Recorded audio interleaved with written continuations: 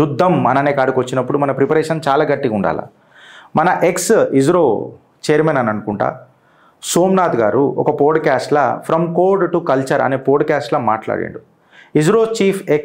Farmer ISRO chief Somnath గారు ఏమన్నారంటే భారత్కి అలా మ్యాసివ్ శాటిలైట్ బూస్ట్ కావాలని అన్నాడు. ఇండియన్ ఆర్మ్డ్ ఫోర్సెస్కి ఏవైతే బ్లైండ్ స్పాట్స్ ఉంటాయో ఆ రిస్కులతోని మనం యుద్ధానికి పోలేదు, మన రక్షక బలగాలను దింపలేము అని చెప్పి ఇస్రో చీఫ్ సోమనాథ్ గారు మాట్లాడారు. ఆయన ఏమన్నాడంటే ఇప్పుడు యుద్ధాలు అనేటివి నీకు భూమి మీద అయితలేవు, మేఘాల మీద అవుతున్నాయి. అవి డ్రోన్లే తీసుకో. ఇవాళ మనం అమెరికా తీసుకుంటే కూడా గోల్డెన్ డ్రోమ్ తయారు చేస్తానన్నది. గోల్డెన్ డ్రోమ్ అని అంటే ఏదో పెద్ద బంగార పూత కాదు, అది ఒక hundreds and hundreds of satellites launch చేస్తుంది అమెరికా. సుమారు more than 500 to 600 satellites launch చేస్తుంది. ఫర్ ఎగ్జాంపుల్ ఇవాళ మనం యూక్రెయిన్ కాన్ఫ్లిక్ట్ తీసుకుంటే కూడా ఈ డ్రోన్లు అనేవి చాలా కీలక పాత్ర పోషించింది. ఈ డ్రోన్లకు గైడెన్స్ శాటిలైట్లతోనే వస్తుంది. మళ్ళా ఇండియా దీనికి రెడీ ఉన్నదా అని చెప్పిండు.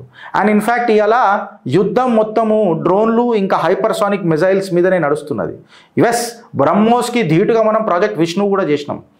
మనము నిన్ననే మాట్లాడుకున్నాం కదా, ఈ ప్రాజెక్ట్ విష్ణు అని కూడా మనం మాట్లాడుకున్నాం. నాకు తెలిసేది మన వాళ్ళు కట్ చేసి పెట్టిండ్రు.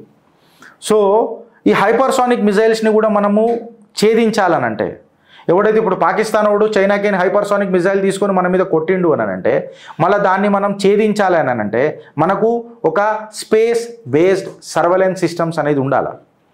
అని సర్వేలెన్స్ సిస్టమ్స్ చాలా ఎఫెక్టివ్గా ఉండాలి.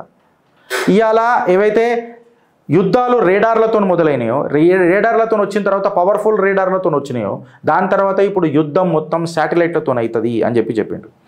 అమెరికా కూడా 500 శాటిలైట్ల మీద పై లాంచ్ చేస్తున్నది అని చెప్పిండు. ఇలా డోమ్ అని అంటే కంప్లీట్గా నీకు ఏదో కాదు, శాటిలైట్లను కాపాడుకున్నాడు, ఆర్ టు దట్ మ్యాటర్ వచ్చే దాడిని ఆపుడు, న్యూట్రలైజ్ చేసుడు ఈ శాటిలైట్ పనిచేస్తుంది అని చెప్పిండు.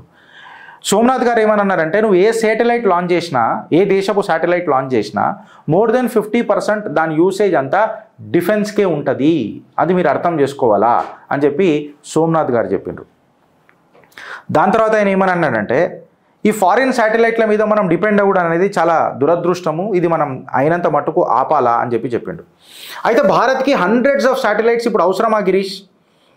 మళ్ళీ దీనివల్ల మనకు బాగా ఖర్చు అవుతుంది కదా అని అంటే మన చుట్టుపక్కల ఉన్న దరిద్రపు ఇక వాళ్ళని బూతులు తిట్టాలా నాకు తెలియదు, కానీ ఈ దరిద్రులు ఉన్నంతసేపు మనకు మన భారత్ సెక్యూరిటీ చాలా అవసరం కాబట్టి శాటిలైట్స్ అవసరం అని సోమనాథ్ గారు మాట్లాడతారు. ఆయన ఏమంటాడంటే ఒక శాటిలైట్ కంప్లీట్ భారత్ మీద ఒకటేసారి ఇట్లా పెట్టలేమని అంటారు. ఎందుకంటే భూమి తన చుట్టూ తాను తిరుగుతూ సూర్యుడు చుట్టూ తిరుగుతుంటుంది తన ఆర్బిట్లో. సో ఒక శాటిలైట్ని ఒకటే పొజిషన్లో పెట్టాలనంటే అది ఇంపాసిబుల్. మ్యాక్సిమం ఒక శాటిలైట్ మన దేశం మీద, ఇప్పుడు ఇది భూమి ఫ్రెండ్స్, ఇది భూమి, ఇది ఇట్లా తిరుగుకుంటా ఇట్లా ఆర్బిట్ సూర్యుని చుట్టూ ఇట్లా తిరుగుతుంటుంది. సో ఒక కెమెరాని నువ్వు దీని మీదనే పెట్టాలని అంటే అది కుదరకపోవచ్చు, ఎందుకంటే భూమి తిరుగుతున్నది. సో దీన్ని కూడా భూమి చుట్టూ తిప్పుతూనే ఉండాలి, అది ఇంపాసిబుల్ అవుతుంది. అయితే ఏమంటాడంటే ఆయన ఒక శాటిలైట్ని మ్యాక్సిమం 15 మినిటే మన దేశం మీద ఆపగలుగుతాం. 15 మినిట్ కంటే ఎక్కువ ఆపలేం, 15 నిమిషాల కంటే. సో ప్రతి చిత్రం మనకు కావాలా మన భూభాగంది అని అంటే ఖచ్చితంగా కొన్ని 100 శాటిలైట్లు మనం పెట్టాలి. అప్పుడే ఈ హైపర్సానిక్ మిజైల్స్నైనా ఏదైనా చేయాలన్నా మనం ఏమైనా చేయాలన్నా పెట్టొచ్చు. అండ్ మోర్ ఓవర్ నువ్వు hundreds and satellites of launch చేస్తే మళ్ళీ దాని డేటా ఏదైతే ఉంటుందో ఆ డేటా వాల్యూమ్స్ ఆఫ్ డేటా ఏదైతే వస్తుందో దాన్ని డీకోడ్ చేసి రక్షక బలగాలకు ఇచ్చే ఆర్టిఫిషియల్ ఇంటెలిజెన్స్ సూత్రాలు కూడా మన దగ్గర ఉండాలా అని చెప్తాడు. ఇవాళ శాటిలైట్లు అనేవి కేవలం ఒక ఒక లగ్జరీ కాదు, ఇవాళ అవి ఒక స్ట్రాటజిక్ అసెట్స్ అని మాట్లాడతాడు. ఎందుకంటే ఇవాళ నువ్వు శాటిలైట్లు పంపించుడే కాకుండా నువ్వు ఆ శాటిలైట్లను కాపాడుకునే తత్వం కూడా ఉండాలి. బికాస్ శాటిలైట్లు అనేటివే నీ కవచ కుండలాలు ఫ్యూచర్ వార్ఫేర్కి అని సోమనాథ్ గారు చెప్తారు. సో ఇవాళ మనం hypersonic missiles or to that matter ఈ డ్రోన్స్ ఎక్సెట్రా చైనా మీద, పాకిస్తాన్ మీద, బంగ్లాదేశ్ మీద, చుట్టుపక్కల ఎవడు మనోడు ఎవడు మన దుష్మనో కూడా తెలుస్తలేదు. ఎందుకంటే దోస్తానాలనే దుష్మన్ కనిపిస్తున్నది, దుష్మన్లనే దోస్తానా కనిపిస్తున్నది. సో ఈ టైంలల్లో సెల్ఫ్ సఫిషియెంట్ అయ్యి మన సఫకేషన్ ఆపుకొనుడే కరెక్ట్ కదా. సోమనాథ్ గారు అన్న మాట నిజం కదా. దీని మీద మీ అభిప్రాయం ఏందో నాకు జర చెప్పుర్రి ఫ్రెండ్స్. భారత్ మాతాకి జై.